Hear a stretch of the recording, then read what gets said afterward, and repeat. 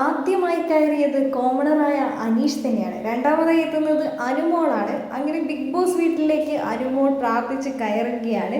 നല്ല ഭംഗിയുണ്ട് വീടൊക്കെ കാണാനെന്ന് അനുമോൾ പറഞ്ഞു വരുമ്പോൾ അയ്യോ അകത്താരോ ഉണ്ടല്ലോ എന്ന് അനുമോൾ എത്തി നോക്കുകയാണ്.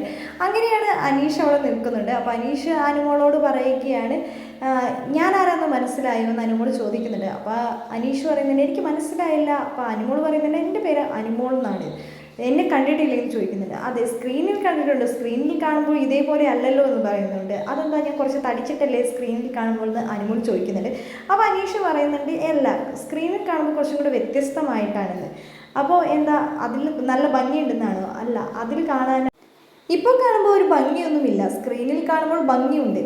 അപ്പോൾ അനുമോളൊന്ന് നോക്കി ചിരിക്കുന്നുണ്ട്. എന്താണെങ്കിലും അനുമോൾ പറയുന്നുണ്ട് ഞാനിപ്പോൾ മേക്കപ്പ് ഇട്ടതുകൊണ്ടാണ് ഇപ്പോൾ ഭംഗിയില്ലാത്തത്, മേക്കപ്പ് എല്ലാം റിമൂവ് ചെയ്യുമ്പോൾ ഭംഗി ഉണ്ടാവും. അതെന്താണെങ്കിലും എനിക്കറിയില്ല. എന്താണെങ്കിലും ബിഗ് ബോസ് വീട്ടിൽ അനുമോളും അതേപോലെ തന്നെ അനീഷെല്ലാം തകർക്കുകയാണ്. മലയാളം ബിഗ് ബോസ് സീസൺ 7 പൊളിച്ചടുക്കുമെന്ന് നമുക്ക് കാത്തിരുന്ന് കണ്ടറിയാം.